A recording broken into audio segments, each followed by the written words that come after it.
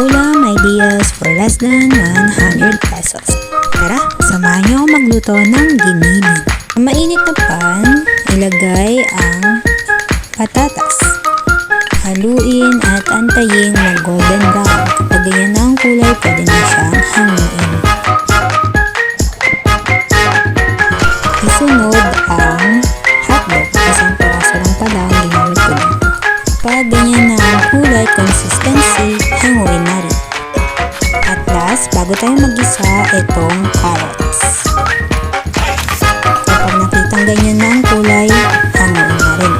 Nagbawas na ako ng mantika dito and then nag-gisa na ako ng bawang at sibuyas.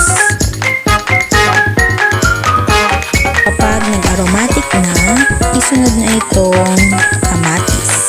Iniwa ko na ng paganyan para mabilis siyang maluto.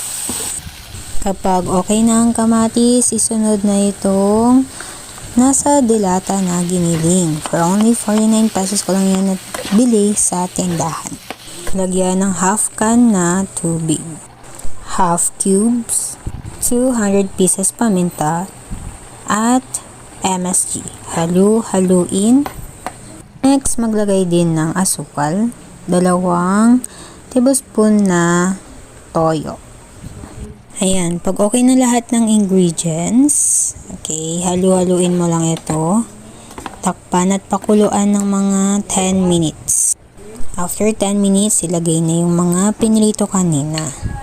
Kapag nakukulangan kayo sa tubig, pwede nyo naman yan dagdagan at adjustan yung panlasa ninyo. Ako kasi mas prefer ko yung ganyan, halos wala ng tubig. Ayan, luto na ang ating less than 100 pesos na ulam.